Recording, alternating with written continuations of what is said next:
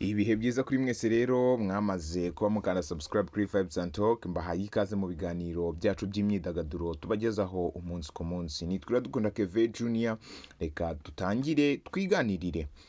Ngira ngo amasaha agera kuri 12 hafi asaga 13 uwitwa Burikanu nyuma yuko atawe muri yombi ikigo cy'ubugenzacyaha cyaje kumubona ko ari umwere, arangije ararekurwa asubira mu rugo, aho yishimye cyane, aranezerwa, baranywa kugeza naho umwana w'umuhungu yatangiye gukaraba champagne, inzoga dusanzwe tuzi ko ari inzoga z'abakire. Uyu musore rero ibyishimo byari byamurenze ubwo yarekurwaga hagana isaa 4 n'utunota tundi turengaho. Ubundi abakunzi be bose aho bari batangira gushima Imana, baravuga ati Imana ushimwe kandi uhimbazwe kuba wongeye kutugarurira umuhungu wacu. Yatashye ibyishimo ari byose, ngira ngo mwarabibonye muri video, ni video imaje kurebwa ngira ngo n'abasaga 1600 gutyo hafi aho ngaho, byerekana ko abantu benshi bagiye bishimira kuba uyu musore yagarutse, nubwo hatari abari bari kwishaza cyangwa se abari bari ku wenda navuga ku mutsi w'iginyo bavuga ngo kirarekuwe Mana. Hari abantu benshi bagiye bavuga ngo nafungwe nakatirwe, cyane cyane nk'abantu bakora kuri 3D nibo nza kuvugaho cyane, bishimiye kuba uyu musore Burikanu yarafunzwe. Ndaza kuvuga n'undi mugabo witwa Shadow Max, nawe wabivuzeho cyane ndetse aranashya atangira no guhimba inkuru, arangije aza kubona afunguwe, ubwo buramwica, aravuga ati noneho bagiye kumbaga batababariye. Ariko uwitwa Burikanu afite ikipe yari imushyigikiye ndetse n'abandi bari bamurwanyije. Tugiye kureba izi kipe ebyiri, ndababwira ikipe ya mbere iri monde, ikipe ya kabiri iri monde. Ikipe ya mbere ni y'abantu bashyigikiye Burikanu, bamubaye hafi muri ibi bihe, bakamuvugira, bakamusabira ubufasha, bagasatakamba, bakajya kumusura kuri gereza, buri kimwe cyose bakagikora ku bw'uyu musore kugira ngo barebe niba byibuze yava muri gereza cyangwa se niba yakomeza kugira icyizere cy'uko agomba kugira gute, agomba gusohoka muri gereza.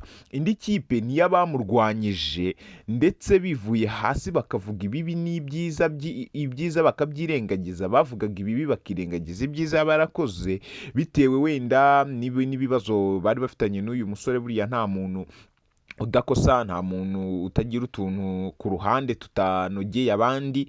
So iyi kipe nayo ndibuze kuyivugaho kuntu yarwanyije uyu muntu. Ubundi turebe izi kipe ebyiri, turaza kurangiza tubona ikipe ya wininze cyangwa se ikipe yatsinze. Ariko muze kunyemerera mbanze nsimbukire ku magambo akomeye cyane y'uwitwa Pasiteri Rutayisire Antoine yavuze, ni ikiganiro yakoreye kuri 3D TV.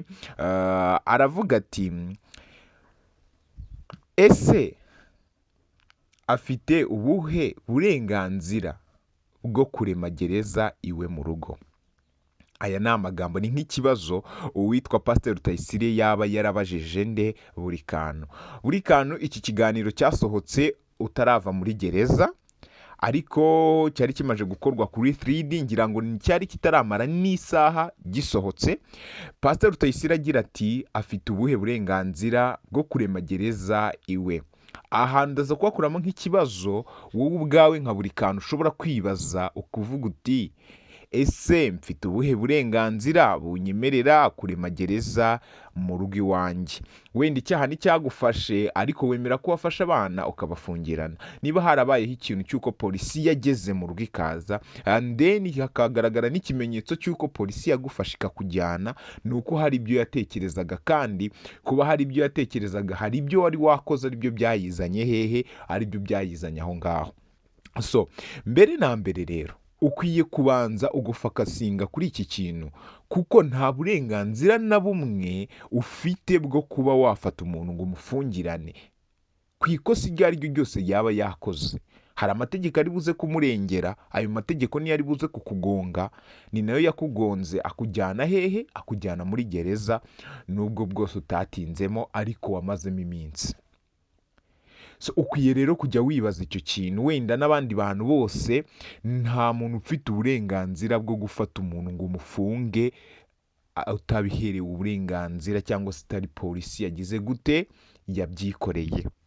Kwanza nta nubwo ukwiye gufunga umuntu, polisi niyo yonyine ishinzwe kuza ikagufata ikakujyana kugufunga niba umuntu yagukoshereje. Uzuza amategeko ahari ko arenganura umuntu wese wahohotewe.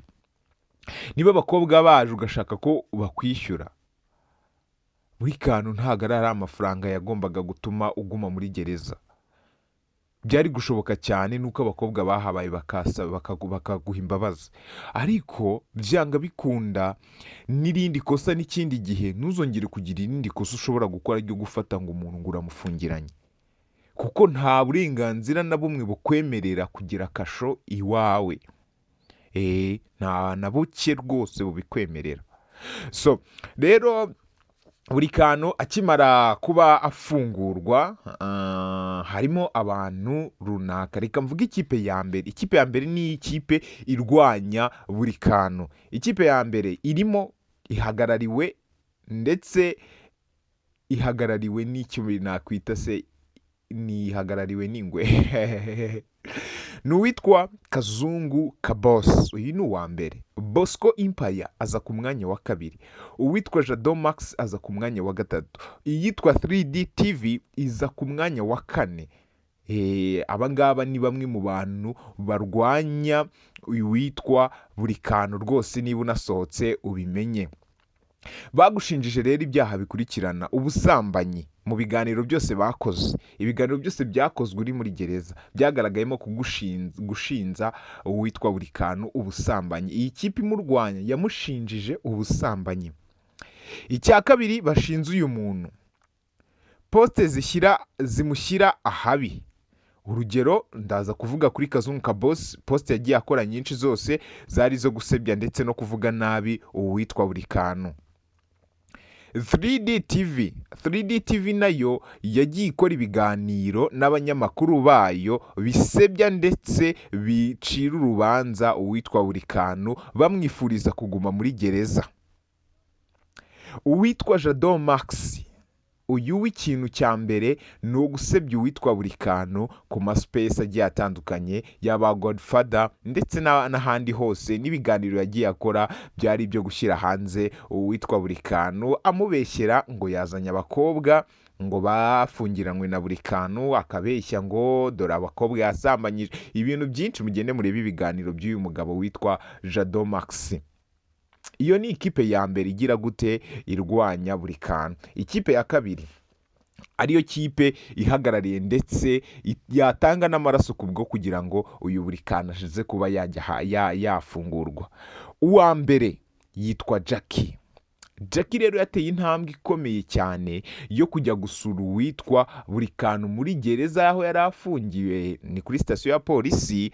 Arangije avuye yaraza yicara imbere ya kamera avugira buri kantu, aravugira buri kantu, abwira abanyarwanda, arababwira ati dore uko bimeze ni uku nguku, muhaguruke tumufashe, muhaguruke turwane intambara ikomeye, muhaguruke mujye ku mavi tumusengere, Imana yo mu ijuru idufashe umwana w'umuhungu agire gute afungurwe. Imana yarakumvishe Jackie, uze no gufata umwanya ujye kuri channel runaka, ubundi ushimira Imana, uvuga ati Imana ndashima Imana uko nagusabye, uko nasenze ngusaba ko buri kantu yafungurwa, ariko ni nako mfukamye hano ndi kugushimira imirimo n'ibitangaza wadukoreye.